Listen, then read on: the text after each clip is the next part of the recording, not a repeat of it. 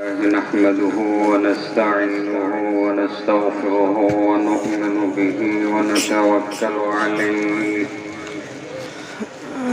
ونعوذ بالله من شرور أنفسنا ومن سيئات أعمالنا من يهده الله فلا مضل له ومن يضلله فلا هادي له ونشهد أن لا إله إلا الله وحده لا شريك له ونشهد أن سيدنا ومولانا محمدا عبده ورسوله أما بعد فأعوذ بالله من الشيطان الرجيم بسم الله الرحمن الرحيم ألهاكم التكاثر حتى زرتم المقابر كلا سوف تعلمون ثم كلا سوف تعلمون كلا لو تعلمون علم اليقين لترون الجحيم ثم لترونها عين اليقين ثم لتسألن يومئذ عن النعيم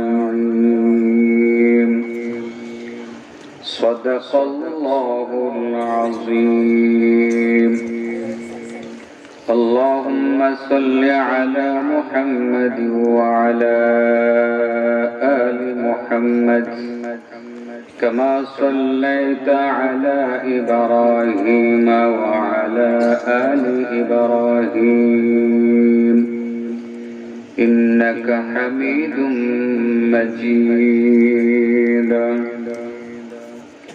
اللهم بارك على محمد وعلى آل محمد كما باركت على إبراهيم وعلى آل إبراهيم إنك حميد مجيد বুড়গাঁও ইসলামী যুব কল্যাণ সংঘের উদ্যোগে আয়োজিত আজকের এই মাহফিলের সম্মানিত সভাপতি সম্ভবত হযরত এসে চলে গেছেন, আসেন নাই, অনেক ব্যস্ত হযরত, অনেক ব্যস্ত, ব্যস্ততার পিছনে অনেকগুলো কারণ। পরপর কিশোরগঞ্জের নক্ষত্রগুলো চলে গেছেন, যে কারণে অনেকের দায়িত্ব আজকের মাহফিলের সভাপতি মহোদয় আল্লামা শফিকুর রহমান জালালাবাদী হাফিজাহুল্লাহ ওনার উপরে পড়েছে। আমরা এখন যতটা ব্যস্ত, তিনি আমাদের চেয়ে একটু বেশি ব্যস্ত। ওনাকেও এখন দৈনিক ৩-৪টা মাহফিলে হাজির হওয়া লাগে। আগে সেটা 3 ভাগে ভাগ হইতো, কোনোটাই যাইতেন আল্লামা আজহার আলী আনোয়ার শাহ রহমাতুল্লাহি আলাইহি, যাইতেন হযরত মাওলানা শামসুল ইসলাম শাহ রহমাতুল্লাহি আলাইহি। এই ওনাদের সকলের দায়িত্ব এখন ওনার কাঁধে অর্পিত হয়েছে, যে কারণে উনি অনেক ব্যস্ত। কালকেও একসাথে বয়ান করেছেন, কালকে ওনার বাজিতপুরেই 2টা মাহফিল, ইসলামিক কমপ্লেক্স বাজিতপুর, সেখানে হুজুরের সাথে দেখা হচ্ছে। ব্যস্ততার কারণে আসতে পারেন নাই। আজকের মাহফিলের সম্মানিত সভাপতি আল্লামা শফিকুর রহমান জালালাবাদী হাফিজাহুল্লাহ, মাহফিলে উপস্থিত উলামা হযরত, বিশেষ করে 2জন মুরব্বী, তাহেল মাদ্রাসার প্রবীণ শিক্ষক, চিনেন তো আপনারা? হ্যাঁ, কি চিনেন? কি নাম ওনার? হ্যাঁ, ইদ্রিস আলী শাহ আমাকে খুব মহব্বত করে। ও যে ওই দিন গগডা চলে গেছে, আমার গাড়ি দেখছেন রাস্তায়, ওই গাড়ি দেখে উনি বুঝছেন যে হুজুর আমি যাইতেছি, উনি চলে গেছেন। আমি যদি জানতাম যে উনি দাঁড়ানো, আমি ঠিকই নিয়ে যেতাম। আমার খুব মহব্বতের মানুষ হুজুর এখানে উপস্থিত। আপনাদের গ্রামের রত্ন হযরত মাওলানা মুফতি আব্দুস সাত্তার সাহেব উনিও উপস্থিত আরো অনেক ওলামায়ে কেরাম। এতক্ষণ খুব সমুদ্র কথা, আমার মনে হয় যে আপনাদের খুব ভালো লাগতেছে। আমার কাছেও তার আবেগী কথাবার্তাগুলো খুব ভালো লাগতেছে। আমি চাইছিলাম যে উনি আরো কতক্ষণ বলুক, কিন্তু সম্ভবত আনইজি ফিল করেছেন যে আমার উপস্থিতিতে কেন বলবেন। আসলে আমিও খুব উপভোগ করেছি সত্যি। আরো যদি 10-20 মিনিট বলতেন আমি শুনতাম। তরুণ আলেমে দ্বীন হযরত মাওলানা মুজিবুর রহমান রাউবি হাফিজাহুল্লাহ এর আগে গুরুত্বপূর্ণ তাকরীর পেশ করেছেন ঐতিহ্যবাহী আল জামিয়াতুল ইমদাদিয়া কিশোরগঞ্জ এর সিনিয়র শিক্ষক হযরত মাওলানা আব্দুর রহিম সাহেব দামাত বারাকাতুহুম। কথা বলেছেন আপনাদের গ্রামের সন্তান, এলাকার সন্তান মুফতি হুসাইন আহমদ নুরি সহ উপস্থিত আরো ওলামায়ে কেরাম যারা আছেন, সামনে উপস্থিত মুরব্বিয়ান, প্রিয় যুবক বন্ধুরা, পর্দার আড়ালে আছেন পর্দানশীল মা ও বোনেরা। দীর্ঘ সময় কথা শুনছেন, রাত্র অনেক হয়েছে। সম্ভবত আপনাদের এলাকার প্রথম মাহফিল, আশপাশে হয়তো বা হয় না। আসলে আমরা মাহফিল কেন আসি বলেন? মাহফিল গুলো করার পিছনে উদ্দেশ্য কি? এখানে আসে কিছু হেদায়েতের বাণী শোনা, নিয়ে যাওয়া এবং মাগফিরাত পেয়ে যাওয়া, ঠিক না বেঠিক? ক্ষমা পেয়ে যাওয়া। আমরা জানি দ্বীনি মাহফিলে যখন মানুষ হাজির হয়, আল্লাহ রাব্বুল আলামিন ফেরেশতাদের সাথে কথোপকথন করেন। একটা পর্যায়ে ফেরেশতাদেরকে বলেন, তাহলে আমার বান্দারা কি চায় আমি ক্ষমা করে দেই? ফেরেশতারা বলে, মাবুদ হ্যাঁ, তারা তো সেটাই চাচ্ছে। আল্লাহ রাব্বুল আলামিন ফেরেশতাদেরকে সাক্ষী রেখে বলেন, তোমরা সাক্ষী থাকো যে এই বুরগা অঞ্চলের যত মানুষ মাহফিলে আসছে ক্ষমার আশায় আমি তাদেরকে ক্ষমা করে দিলাম। আল্লাহ ক্ষমা করে দেন। ক্ষমার জন্যই তো আসছি মনে হয়। আমরা ভুল করি, ক্ষমা আল্লাহ করেন। আল্লাহ তিনি ক্ষমা করার মালিক, তিনি ক্ষমা করতে পারেন, আর কেউ ক্ষমা করতে পারে না। আমরা কিন্তু সেটা পড়ি, ওয়ালা ইয়াগফিরুয যুনুবা ইল্লা আনতা। কেউ ক্ষমা করতে পারে না মাবুদ, তুমি ক্ষমা করতে পারো। ইল্লা আনতা, তুমি ক্ষমা করতে পারো। আল্লাহ রাব্বুল আলামিন বান্দাকে ক্ষমা করলে বান্দা খুশি হয়, সেটাও ঠিক। আল্লাহ যদি আপনার মতো কোন এক বান্দাকে বা আপনাকে দৈনিক যদি রাতের বেলা ঘুমাবার পূর্বে যদি আল্লাহ ঘোষণা করেন, বান্দা তুমি আজকে সারাদিন যত গুনাহ করেছো তোমার ঘুমের আগে আমি মাফ করে দিলাম, তাহলে তো আপনার ফজরের আজানের আগ পর্যন্ত আর কোনো গুনাহ থাকার কথা না, ঠিক না বেটি? গুনাহ তো করেন নাই, ঘুমাইতেছেন। ঘুমাইলে গুনাহ হয় না, সওয়াব হয়। হ্যাঁ, নেক নিয়তে ঘুমাইবেন, ফজরের নামাজ পড়বেন, আপনার সওয়াব হবে। কি হবে? নেকি হবে। এটা আল্লাহর হুকুম। যদি আল্লাহ ঠিক পরের দিন, আপনার তো কোনো গুনাহ নাই, মারা গেছেন রাত্রে, মারা গেলে বেহেশতে যাবেন, এতে কোনো সন্দেহ নেই। ঠিক পরের দিন রাতে ঘুমানোর পূর্বে, ঘুমাতে যাওয়ার আগে যদি আল্লাহ ঘোষণা করেন, বান্দা আজকে সারাদিন তুমি যা করেছো আমি মাফ করে দিলাম, খুশি হবেন না? প্রত্যেক দিন একবার রাতের বেলা ঘুমাতে যাওয়ার আগে ক্ষমা চাইলে, না চাইলেও যদি আল্লাহ ক্ষমা করে দেন, তাহলে আপনি খুশি হবেন, নিশ্চিতভাবে খুশি হবেন। আর বিষয়টা যদি এরকম হয়, একবার ক্ষমা চাইলেই আপনি খুশি হবেন। আল্লাহ যদি দৈনিক বলেন, বান্দা তোমাকে আমি দৈনিক 40 বার ক্ষমা করে দেব, তাহলে কতটা খুশি হবেন? আল্লাহ যদি দৈনিক 40 বার ক্ষমা করে দেন, আমার মনে হয় আরো বেশি খুশি হবেন। হবেন না? হবেন। কোন কাজটা করলে আল্লাহ বান্দাকে 40 বার ক্ষমা করবেন দৈনিক? কতবার? 40 বার। সেই কাজটা সম্পর্কে কিছু কথা বলবো, শুনবে?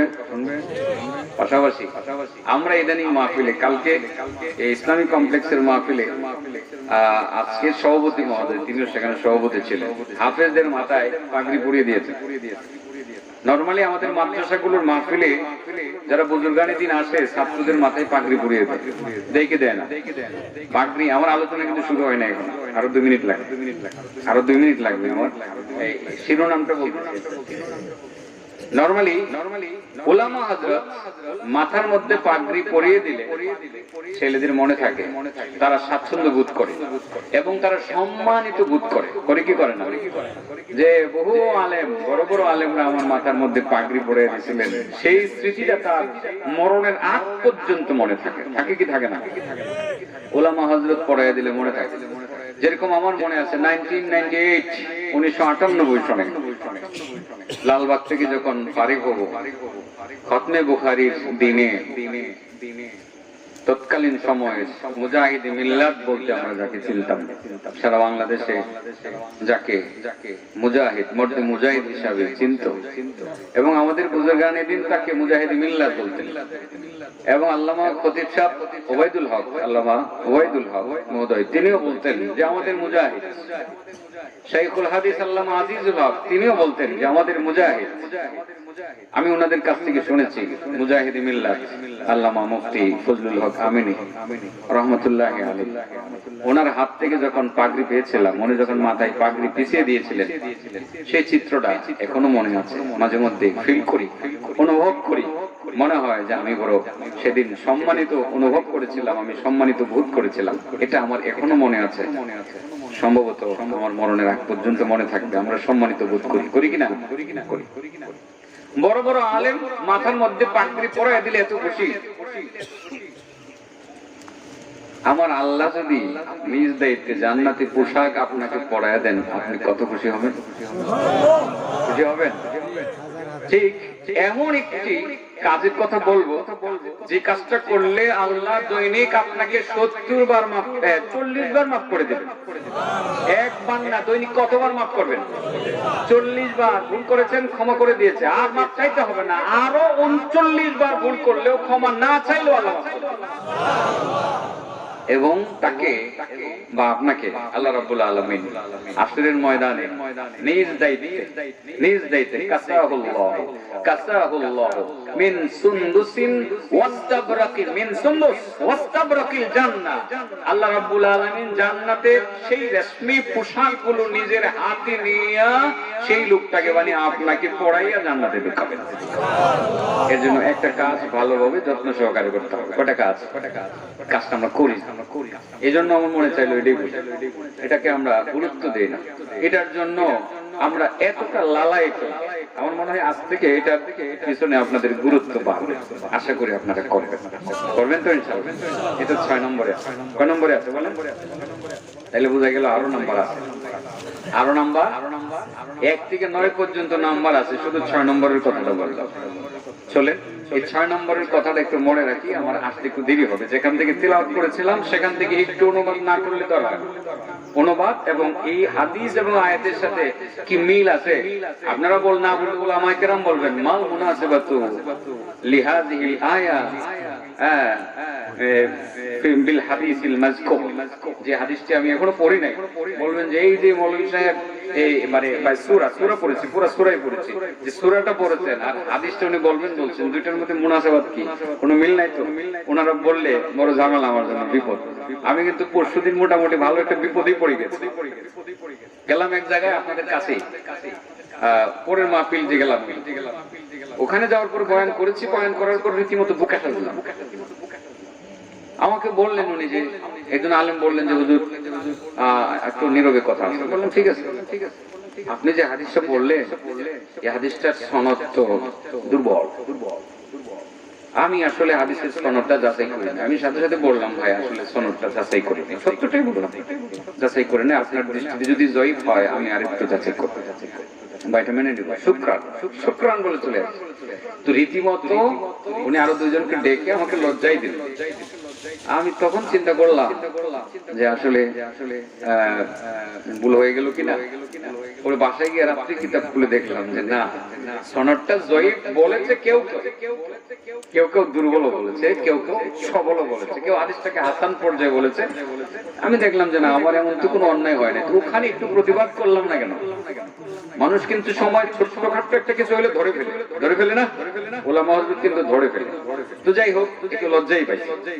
এজন্য আগ পিছ মিল রেখে কথা বলার ইচ্ছা রাখি সবসময়, যাতে উলামা হযরতের কাছে কমপক্ষে ধরাটা না খায়, ওনারা যাতে দোষারোপ না করে যে আমি দুর্বল হাদিস বললাম, আয়াত হাদিসের সাথে কোনো মিল নাই। আর এটাই কিন্তু মূলত নিয়ম, কোরআন এবং হাদিসের সমন্বয়ে কথা বলা, এর বাইরে কথা বলার কোনো সুযোগ নাই। একটা কথা কিন্তু আমি শুনেছি প্রথমে, আমি কিন্তু অনেক আগে এসেছি, আব্দুর রহিম সাহেব বলছিলেন তাফসীর বিল রায়ের ব্যাপার। তাফসীর বিল রায়, মন গড়া মতো ব্যাখ্যা করা একটা মারাত্মক অপরাধ, এবং কিছু কথা নবী বলেন নাই সেটা নবীর উপরে চাপিয়ে দেওয়া, সেটাও অপরাধ। মান কাযাবা আলাইয়া মুতাআম্মিদান ফালিয়াতাবাওয়া মাকআদাহু মিনান নার। নবী বলেছেন যে ব্যক্তি ইচ্ছাকৃতভাবে আমার উপরে মিথ্যা বলবে, আমি যেটা বলি নাই সেটা আমি বলেছি বলতে চালিয়ে দিবে, তার ঠিকানা জাহান্নামে হোক, সেটা আমি চাই। নাউজুবিল্লাহ। তাহলে মন গড়া ওয়াজ করার কি কোনো সুযোগ আছে? মন গড়া বলবো না, যা বলবো হাদিসটা বলবো, করলাম এটাই শুনলাম। মনে আছে কিনা? একটা কাজ করতে হবে, যে কাজটা করলে আল্লাহ কতবার মাফ করবেন? দৈনিক কতবার? আর নিজের হাতে কি চাদর গিলাফ এগুলো পরাই দিবেন নাকি জান্নাতি পোশাক? কে পরাইবে? আল্লাহ নিজে পরাইবেন। সব পরাইলেই তো খুশি, ঠিক আছে না? শফিক সাহেব পরাই দিলে খুশি, আমার আল্লাহ পরাই দিলে আরো খুশি। আরো কত খুশি, মানে যার পর নাই খুশি, যার পর নাই খুশি, এর চেয়ে বেশি খুশি আর হতে পারে না। ইনশাআল্লাহ আল্লাহর হাতের পোশাক আমরা নিজেরা পড়তে চাই। আল্লাহ যখন নিজে বাড়াইয়া দিবেন, বান্দা আসো আমি তোমাকে জান্নাতের সম্মানের পোশাকটুকু পরিয়ে দিলাম। আল্লাহু আকবার। পড়বো, সবাই পড়বো ইনশাআল্লাহ। চলেন একটু কোরআনের আয়াত তিলাওয়াত করে হালকা অনুবাদ করে আসি। বিসমিল্লাহির রহমানির রহিম। আলহাকুমুত তাকাসুর হাত্তা যুরতুমুল মাকাবির। আল্লাহ বলেন তাকাসুর তোমাদেরকে গাফিল করে রেখেছে। তাকাসুর এর অর্থ কি? প্রাচুর্যতা, দুনিয়ার ধন দৌলত, অর্থ করির জমানোর প্রবণতা, দুনিয়ার চাকচিক্যের প্রবণতা, নেতৃত্ব পাওয়ার প্রবণতা, সবকিছু এর সমন্বয় কি বলা হয়? তাকাসুর। কেউ অধিক পরিমাণ টাকা পাইতে চায়, কেউ কোটি কোটি টাকার মালিক হতে চায়, তার হাতছানিও আছে, কেউ নেতা হতে চায়, কেউ প্রভাব বিস্তার করতে চায়। আল্লাহ বলেন দুনিয়ার এই তাকাসুর, অধিক সম্পদের লোভ, দুনিয়ার নেতৃত্বের লোভ, প্রভাব বিস্তার করার লোভ তোমাদেরকে গাফিল করে রেখেছে। আজকে টাকার পিছনে ঘুরতে ঘুরতে তোমরা আল্লাহকে ভুলে গিয়েছো, আমাকে ভুলে গিয়েছো। টাকা টাকা করতে করতে করতে করতে তোমরা পরকাল ভুলে গেছো। টাকা টাকা করতে করতে তোমরা জান্নাত ভুলে গেছো। টাকা টাকা করতে করতে তোমরা জাহান্নাম ভুলে গেছো। নেতৃত্ব করতে করতে তোমরা আখিরাত ভুলে গেছো। নেতৃত্ব পাওয়ার লোক তোমাদেরকে আখিরাত থেকে মানে দূরে রেখেছে, তোমাদেরকে গাফিল করে রেখেছে। দুনিয়াতে বহু মানুষ এরকম আছে। ইদানিং যদি বলেন যে ভাই চলেন না একটু ভালো কাজ করে আসি, আরে রাখো নির্বাচনটা রাখো। আজকে নির্বাচনের জ্বালায়ও আমার দেরি হয়েছে। এই যে পাকুন্দিয়ার পর থেকে হুন্ডা মিছিল শুরু হয়েছে, আমার গাড়িকে সাইডই দেয় না, কয়েকশো হুন্ডা আর গান বাজনা বাজায়। আজকে মনে হয় শেষ মিছিল, 28 তারিখে নির্বাচন, আর মনে হয় মিছিল করতে পারবে না। নেতৃত্ব পাওয়ার জন্য মানুষ কত পাগল, কত পাগল। এ রাখেন, নির্বাচনের পরে কথা বলেন, এখন এত কথা বলেন না। নির্বাচনটা যাক পরে বলবো না, কথা বলবো না। আল্লাহ বলেন তুমি টাকার পিছনে লেগেছো, তুমি অর্থকরীর পিছনে লেগেছো, এবং তুমি নেতৃত্বের পিছনে লেগেছো, এগুলোর হাত ছানি এসছে। তুমি অনেক বড় নেতা হয়ে গেছো, কোটি কোটি টাকার মালিক হয়েছো। তোমার এই টাকা, তোমার এই নেতৃত্ব তোমাকে রাখতে পারবে না। হাত্তা যুরতুমুল মাকাবির, অবশেষে তোমাদেরকে কবরের জগতে জিয়ারত করতেই হবে। কবরের জগতে যেতেই নাকি না গিয়ে কেউ করবে? কাল্লা সাউফা তা'লামুন, অচিরেই তোমরা জানবে। সুম্মা কাল্লা সাউফা তা'লামুন, অচিরেই তোমরা জানতে পারবে। কাল্লা লাউ তা'লামুনা ইলমাল ইয়াকিন, সুনিশ্চিত ইলম, এর জ্ঞান যদি তোমরা রাখতে, সোজা কথা কিয়ামতের দিবস, হাসরের দিবস ইত্যাদিকে বোঝানো হয়েছে, এসব বিষয়ে যদি তোমরা জানতে, লা তারাবুন্নাল জাহিম, অবশ্যই অবশ্যই তোমরা জাহান্নামের আগুনকে দেখতে পাবে। যারা তোমরা গাফিল হয়ে গেছো, যারা তোমরা গাফিল হয়ে গেছো দুনিয়ার তাকাসুরের পিছনে পড়ে, যারা তোমরা টাকার পিছনে পড়ে, নেতৃত্বের পিছনে পড়ে যারা তোমরা গাফিল হয়ে গেছো, অবশ্যই তোমরা জাহিম দেখতে পাবে, জাহান্নামের আগুন দেখতে পাবে। লাস্টে আল্লাহ বলেন সুম্মা সুম্মা লাতুসআলুন্না ইয়াওমাইযিন আনিন নাঈম। অবশ্যই হাশরের মাঠে যেদিন তোমাদেরকে হাজির করা হবে, দুনিয়াতে তোমাদেরকে যত নিয়ামত দেওয়া হয়েছিল, আন নাঈম এখানে একটা আলিফ লাম কিন্তু আছে, আছে কিনা? আল নাঈম ছিল মূলত, আলিফ লাম লিল ইস্তিগরাক। এর অর্থ হলো দুনিয়াতে যত নিয়ামত তোমাদেরকে দেওয়া হয়েছে সমস্ত নিয়ামত সম্পর্কে জিজ্ঞাসা করা হবে। তুমি 10 কোটি টাকার মালিক ছিলা, কোথা থেকে সংগ্রহ করেছো, কিভাবে করেছো, জিজ্ঞাসা করা হবে। তুমি বড় নেতা ছিলা, কিভাবে হয়েছিল, কিভাবে নেতৃত্ব পরিচালনা করেছিলা, তোমাকে জিজ্ঞাসা করা হবে। তোমাকে টাকা দেওয়া হয়েছিল, জিজ্ঞাসা করা হবে। জমিন দেওয়া হয়েছিল, জিজ্ঞাসা করা হবে। এলেম দেওয়া হয়েছিল, জিজ্ঞাসা করা হবে। তোমাকে সুন্দর বাড়ি দেওয়া হয়েছিল, জিজ্ঞাসা করা হবে। ভালো প্রতিবেশী তোমাকে দেওয়া হয়েছিল, প্রতিবেশী, তোমার প্রতিবেশীরা তোমার প্রতি সদয় ছিল, জিজ্ঞাসা করা হবে। তোমার প্রতিবেশী তোমার সাথে ভালো আচরণ করত, তুমি আদৌ তার সাথে ভালো আচরণ করেছো কিনা, তার হক আদায় করেছো কিনা, সেসব বিষয়ে অবশ্যই অবশ্যই তোমাদেরকে জিজ্ঞাসা করা। আপনারা লাস্ট একটা প্রশ্ন করতে পারেন, লাস্ট এবার প্রতিবেশী গেলেন কেন? প্রতিবেশী কি কোনো নিয়ামত নাকি? আল জার আস-সালেহ আল্লাহ পাকের উল্লেখযোগ্য 3টা নিয়ামতের একটা নিয়ামত। সুবহানাল্লাহ বলেন। মিন ইসআদিল মুসলিমিন আদ-দার আল-ওয়াসি আল জার আস-সালেহ আল মারকাব আল হানি। মুসলিম শরীফের হাদিস। যে সৌভাগ্যবান মুসলমানদের আলামত হলো 3টা। ওটা একটা হলো আদ-দার আল-ওয়াসি, প্রশস্ত একটা বাড়ি, যেই বাড়িতে ছেলে মেয়েদেরকে নিয়ে থাকা যায়, বেপরদা হয় না, আরামে থাকা যায়। 2 নাম্বার আল জার আস-সালেহ, আল জার আস-সালেহ নেককার প্রতিবেশী। প্রতিবেশী, নেককার প্রতিবেশী একটা নিয়ামত। যদি প্রতিবেশী নেককার না হয়, খারাপ হয়, 2 দিন পরে পরে রাস্তা বন্ধ করবে, ঠিক না বেঠিক? কাটা ভিজিয়ে দিবে যে তোমাকে যাইতে দেওয়া হবে না। এটাকে বলা হয় আল জার আস-সালেহ, যে নেককার প্রতিবেশী একটা নিয়ামত। যদি বদকার প্রতিবেশী হয়, অবস্থা বেগতিক হয়ে যাবে। আরেকটা হলো আল মারকাব আল হানি, চলার জন্য, স্বাচ্ছন্দ্যে চলার জন্য একটা বাহন। তৎকালীন সময়ে উট আর ঘোড়া ছিল, এগুলো আল্লাহর নিয়ামতের অন্তর্ভুক্ত। এখনকার সময়ে যারা একটা স্বাচ্ছন্দ্যে চলার জন্য একটা বাহন পায়, কারো একটা থাকতে পারে, এই যে একটা অটো থাকতে পারে, কারো একটা সিএনজি থাকতে পারে, কারো একটা প্রাইভেট কার থাকতে পারে, এটা তাকওয়ার খেলা নাই। 3টা, অর্থাৎ একটা প্রশস্ত বাড়ি, আরেকটা কি আল জার আস-সালেহ, সহিহ হাদিস বলতেছে কিন্তু, নেককার প্রতিবেশী, আরেকটা হলো আল মারকাব আল হানি। আপনি যদি একটুর ভিতরে সীমাবদ্ধ থাকেন, আপনি তাকওয়ার খেলা কোনোটাই করলেন না, এতটুকু থাকার অনুমতি আছে। তাহলে আল জার আস-সালেহ এটা একটা বড় নিয়ামত, ঠিক না বেঠিক? আল্লাহ আপনাকে হাসরের ময়দানে এই আল জার আস-সালেহ সম্পর্কে জিজ্ঞাসা করবে। তোমার প্রতিবেশী তো ভালো ছিল, তুমি কি তার হক আদায় করেছো? তখন আপনি কি জবাব দেবেন? এখন বলতে পারেন যে প্রতিবেশীর হক আবার কি বলবো? প্রতিবেশীর হক, প্রতিবেশীর 9টা হক। 9টা হক আছে, 9টা হক। এর মধ্যে এমন একটা হক আছে যে হকটা আদায় করলে আল্লাহ দৈনিক 40 বার বলবেন যে তোমাকে মাফ করে দিলাম। গুফিরা লাহু 40 মাররা। সুবহানাল্লাহ বলেন। গুফিরা লাহু 40 মাররা ওয়া কাসাহু আল্লাহু মিন সুন্দুস ওয়াস্তাবরাকিল জান্নাহ। আল্লাহ রাব্বুল আলামিন দৈনিক 40 বার ক্ষমা করে দিবেন এবং জান্নাতি পোশাকটা নিজের হাতে পড়ে। কার হক আদায় করলে? প্রতিবেশীর হক। ওয়াজটা একটু কঠিন হইতেছে তো, 5 মিনিট পরে সব সহজ হবে। কঠিন ভাবে আমি নিয়েছি, মনে ইচ্ছাকৃত আমি কঠিন ভাবে নিয়েছি। আমার মনে হয়েছে যে এই যুগের জন্য এই কথাগুলো খুব জরুরি। আপনারা ঠিকই লাস্টে অনুভব করতে পারবেন কথাগুলো দরকার ছিল। এটা আমরা আমলে নেই না, এই জন্য আমরা এই নেকিগুলো পাই না, এই ফ্যাসিলিটি বা সুবিধাগুলো পাই না। একজন মুসলমান, তার প্রতিবেশী মুসলমান, সে তো মুসলিম, তার মূল্য আল্লাহর কাছে কত জানেন? তার মর্যাদা আল্লাহর কাছে কাবার চেয়ে বেশি। একজন সাচ্চা মুসলিম প্রতিবেশীর মর্যাদা কাবার চেয়ে বেশি। সুবহানাল্লাহ বলেন। কাবার তো দামি জিনিস আছে এই পৃথিবীতে? আছে? নাই বলছেন কেন? আমি তো বললাম একজন সাচ্চা মুসলমান প্রতিবেশী, এই হযরতের মূল্য কাবার চেয়ে বেশি। অথচ কাবা হলো আমাদের প্রাণ কেন্দ্র। আল্লাহ রাসূল সাল্লাল্লাহু আলাইহি সাল্লাম একদিন, হাদিসটা বলি, কষ্ট যদি অনুভব না করেন আপনারা, বলবো।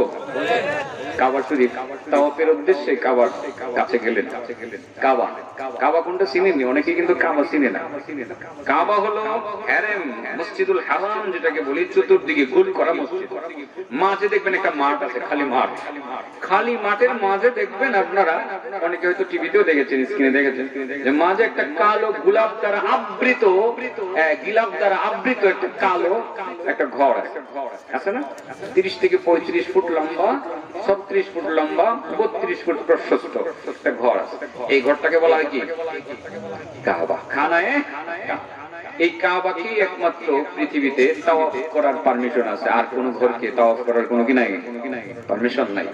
হযরত রাসূল করিম সাল্লাল্লাহু আলাইহি সাল্লামের সাহাবী আব্দুল্লাহ ইবনে মাসউদ বলেন যে নবীর সাথে একদিন আমি কাবা ঘরে গেলাম, কাবা ঘর তাওয়াফ করার জন্য গেলাম। আল্লাহ নবী কাবা ঘর তাওয়াফ করতেছিলেন, কাবার দিকে নবীজির দৃষ্টি যায় না। সাধারণত তাওয়াফের সময় কাবার দিকে তাকানো নিষেধ, দূরে বসে কাবা শরীফের দিকে তাকানোর সওয়াব আছে। শুধু সওয়াব এরকম না, রাসূল বলেন আল্লাহর কোন বান্দা যদি কাবার দিকে তাকিয়ে থাকে, তার দৃষ্টিটা যেভাবে কাবার দিকে যাবে ঠিক এইভাবে তার আমলনামায় সওয়াব নাযিল হইতেই থাকবে। এটা হলো কাবা।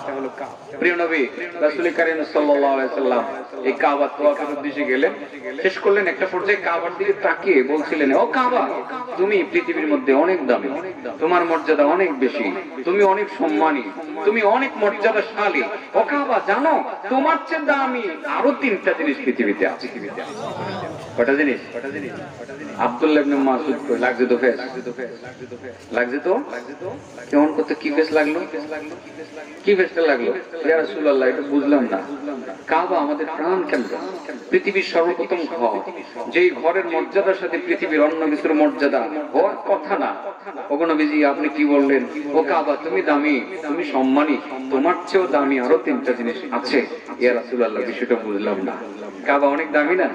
আল্লাহ রাসূল বলেন, হ্যাঁ, কাবার চেয়েও দামি 3টা জিনিস পৃথিবীতে আছে। সুবহানাল্লাহ বলছেন। মনে হয় এই 3টা জিনিস থাকলে মক্কা মদিনাতে আছে, বাংলাদেশে তো থাকার কথা নাই। হ্যাঁ আছে, বাংলাদেশে। আপনারা বলেন বাংলাদেশে থাকলে মনে হয় বাইতুল মুকাররমের আশপাশে আছে, তারাইলে মনে হয় না। আর তারাই যদি থাকে তাহলে সাতাইল মাদ্রাসায় মনে আছে, আশেপাশে আর নাই, আর নাহলে বেলুম কামাল নাকি, এমনটা বলতে পারে। কাবার চেয়েও দামি 3টা জিনিস আপনাদের বুরগাঁও আজকের এই মাঠেও আছে। সুবহানাল্লাহ বলেন, আছে না নাই? কাবার চেয়ে দামি, অথচ আমরা জানি যে কাবা অনেক দামি। আল্লাহ কাবার ব্যাপারে বলেন, ইন্না আউওয়াল বাইতিন উদিআ লিন-নাস লাল্লাযী বিবাক্কাতা মুবারাকান ওয়া হুদাল লিল-আলামিন। আল্লাহ বলেন, পৃথিবীর সর্বপ্রথম ঘর, যেই ঘরটা মানব জাতির কল্যাণের জন্য বানানো হয়েছে, এই ঘরটা বাক্কা নগরীতে অবস্থিত। বাক্কা কোথায়? মক্কা। মক্কার অপর নাম কি? বাক্কা নাকি? মক্কার অপর নাম কি? বাক্কায় জানে না মনে হচ্ছে। মক্কার অপর নাম কি? বাক্কা। আপনারা যখন তারাইল যাবেন, তারাইল বাস স্ট্যান্ডে বাসের হেল্পার ডাকবে, কিশোরগঞ্জ কিশোরগঞ্জ কিশোরগঞ্জ, ঢাকা ঢাকা ঢাকা। আগে কিন্তু ঢাকা হয়েছিল, আমাদের ঢাকা ছিল না। একটা সময় এটাকে ঢাকায় উচ্চারণ করা হতো। এখনো কিন্তু আন্তর্জাতিক ফ্লাইট গুলো যে পরিচালনা করে, ওই ফ্লাইটে আমরা যখন ফিল আপ করি, অনেক সময় কাগজ ফিল আপ করি বিমানে, তখন কিন্তু ঢাকা লিখি, ঢাকা, DACCA, ঢাকা, জানেন কিনা? এটাই ফিল আপ করতে হয়। আন্তর্জাতিক ভাবে এখনো ঢাকা না, আন্তর্জাতিক ভাবে এখনো ঢাকা, DACCA, ঢাকা, এখনো ঢাকা। তো আগের সময় কিন্তু মানুষ ঢাকা ঢাকাই বলতো। আপনি যখন মদিনায় যাবেন, যে মদিনার যে লোকাল বাস স্ট্যান্ড থেকে মক্কার দিকে বাস আছে, সেখানে গেলে শুনবেন, বাক্কা বাক্কা বাক্কা বাক্কা, মক্কা বলে কি বলে? বাক্কা। মক্কার অপর নাম কি? ইন্না আউওয়াল বাইতিন উদিআ লিন-নাস লাল্লাযী বিবাক্কাতা মুবারাকান ওয়া হুদাল লিল-আলামিন। পৃথিবীর সর্বপ্রথম ঘর, যেই ঘরটা মানব জাতির কল্যাণের জন্য বানানো হয়েছে, মানব জাতির হিদায়াতের জন্য বানানো হয়েছে, পবিত্র ঘরটা বাক্কা নগরীতে অবস্থিত। মক্কার অপর নাম হলো বাক্কা। অনেক দামি ঘর। এই ঘরের দিকে তাকায় থাকলে নেকি হয়, এই ঘরের বিভিন্ন স্পটে টাচ করলে নেকি হয়, গুনাহ মাফ হয়। এই ঘরের মধ্যে কালো একটা পাথর আছে, চুমা খাইলে জিন্দেগির গুনাহগুলো পরিষ্কার হয়। অথচ নবী বলছেন, ও কাবা, তুমি অনেক দামি, তুমি অনেক দামি, তোমার মর্যাদা অনেক বেশি, তুমি অনেক সম্মানী, অনেক সম্মানী। তবে তোমার চেয়ে দামি, তোমার চেয়ে সম্মানী আরো 3টা জিনিস বুরগাঁও আছে। কোথায় আছে? আচ্ছা, প্রতিবেশীর হক কটা বলে? 9টা, ঠিক আছে না? এর মধ্যে 6 নম্বরে ওই কাজটির কথা উল্লেখ আছে যে কাজটি করলে আল্লাহ দৈনিক কতবার মাফ করে দিবেন? 40 বার। কি পোশাক পরাইবেন? কার হাতে পরাইবেন? জানবেন তো এটা নাকি? আমি যে ওইদিকে একটু সময় নিতেছি, আপনাদের কষ্ট হবে না তো? সব একই সূত্রে গাঁথা, লাস্টে দেখবেন সব একটা পুটলার ভিতরে ঢুকে গেছে, সব এক জায়গায় ঢুকে গেছে, সব এক জায়গায়। আপনার প্রতিবেশী কত দামি সেটা বোঝানোর জন্য কিন্তু ওখানে গেছে। কাবা অনেক দামি। এই কাবার মধ্যে একটা কোণা আছে, এই কোণাটার মধ্যে একটা কালো পাথর লাগানো আছে, এটাকে আমরা হাজারে আসওয়াদ বলি। হাজারে আসওয়াদ, অতি কালো, অতি কালো। আসওয়াদ যদি ইসমে তাবদীল হয়, এরা হবে আসওয়াদ মিন কুল্লি শাই, অর্থাৎ সব কালো থেকে এটা বেশি কালো, অনেক কালো। কথার কথা নাও হতে পারে কালো, এটা নামটা এইভাবে প্রসিদ্ধ হয়ে গেছে, হাজার আসওয়াদ, কালো পাথর। কি পাথর? কালো পাথর। এই কালো পাথরটার ব্যাপারে আল্লাহ রাসূল বলেন, এটা তো কালো না, কালো না। গ্রামে বহু মানুষ সুন্দর আছে, নাম কালামে, ঠিক না? ঠিক না? আর অনেক অনেক অনেক অনেক অনেক কালো মানুষ আছে, নাম সুন্দর আলী। আমার চাচা ভাইয়ের নাম সুন্দর আলী, এর চেয়ে কালো মানুষ আমার গ্রামে নাম সুন্দর আলী। আর নরসিংদীর একজন নেতা ছিল তৎকালীন বিএনপির মন্ত্রী আব্দুল মান্নান ভূঁইয়ার বন্ধু, এখনো বাচ্চা আছে এই লোকটা, মান্নান ভূঁইয়া নাই, তার নাম কালামিয়া স্যার। লোকটা ভাট না আমদার মতো সুন্দর মানুষ, এটা কালামিয়া স্যার, আমি যতটুকু জানি আর কি, কালামিয়া স্যার। ওই কালো পাথরটা মূলত কালো না, রাসূল বলেন নাযালাল হাজারু মিনাল জান্নাহ, এটা তো জান্নাতি পাথর, জান্নাত থেকে এসেছে। কানা আবিয়াদ, আবিয়াদ এর ইসমে তাবদীল, কানা আবিয়াদ ইসমে তাবদীল তুলনামূলক আধিক কথা বোঝায়, অন্যের তুলনায় বেশি বোঝায়। কানা আবিয়াদ মিনাল লাবান, মিন দ্বারা ব্যবহার ইসমে তাবদীল, এই আলেম ওলামারা ঠিক আছে না? হ্যাঁ, কানা আবিয়াদ মিনাল লাবান, সেটা দুধের চেয়েও বেশি সাদা ছিল। তাহলে কি কালো না সাদা? সাদা। ফাসাওয়াদাতহু খাতায়া বনি আদম, আদম সন্তানের গুনাহগুলো সেই সাদা পাথরটাকে কালো বানিয়ে ফেলেছে। দ্যাট মিন্স এই পাথরের কাছে গিয়ে চুমু খাইলেই আদম সন্তানের গুনাহগুলো পাথরটা চুষে নিয়ে যায়, চুষে নিয়ে সে কালো হয়ে যায় আর তার গুনাহগুলো মুছে যায়। এর চেয়ে দামি তিনটা জিনিস বলে আপনাদের গুড়গাঁও আছে, এটা খুঁজে বের করবো, 10 মিনিট লাগবে বা 5 মিনিট লাগবে। কি বলেন, বের করবো? আপনাদের বুঝতে কষ্ট হচ্ছে? হ্যাঁ, আমি তো আসলে এর চেয়ে ভালো ওয়াজ জানি না, আপনারা খুব ভালোই জানেন। এই সিরিয়ালে আমি হাদিসটা বলবো, দেখবেন সবকিছু বের হয়ে আসবে। এর চেয়ে সুন্দর ওয়াজ করতে পারছেন। আপনারা যদি মনে করেন শুনবেন তো আমাকে বললেন যে হুজুর কতক্ষণ শুনবো, আর যদি বলেন হুজুর খারাপ লাগতেছে বলবেন, আমি খুব দ্রুত শেষ করে দিব। শুনবেন? আলহামদুলিল্লাহ, আলহামদুলিল্লাহ। আব্দুল্লাহ ইবনে মাসউদ বলেন, ইয়া রাসূলুল্লাহ, এটা কেমন কথা বুঝলাম না। কাবার থেকে তিনটা জিনিস দামি আছে এই পৃথিবীতে, যে কাবা ঘরের প্রত্যেকটা পয়েন্টের কত মূল্য, কালো পাথরটার কত মূল্য। এর আগের একটা কোণা আছে, কোণাটাকে বলা হয় রুকনে ইয়ামানি কোণ, যেই কোণাটার মধ্যে আমার নবী মহব্বত করে এইভাবে হাত দিয়ে ঘষা দিতেন। আল্লাহু আকবার, মহব্বতের ছেলে। কাবা শরীফকে দেখলেই মহব্বত লাগে, লাগে কিনা আপনার? কি যে মহব্বত লাগে, এটা আসলে মুখে প্রকাশ করার ভাষা আমার নাই, আমি জানি না, এটা আমি কখনো প্রকাশ করতে পারি না, মুখে বলতে পারি না যে আমি কাবাকে কত ভালোবাসি। সত্যিই কাবাকে ভালোবাসি। ওখানে গেলেই যতক্ষণ হোটেলের রুমে থাকি বের হয়ে চলে আসি, যে কাবার দিকে তাকায় থাকে, খেজুর খাবো বসে বসে, খেজুর খায় আর তাকায় তাকায় দিকে। তাও আমার এমনও সময় গেছে আমার শরীরে প্রবলেম, আমি তাও করতে পারি না, কিন্তু কাবাকে সামনে রেখে বসে রয়েছি। এত ভালো লাগছে, মনে হয়েছে যে আমি জান্নাতি জায়গায় বসে।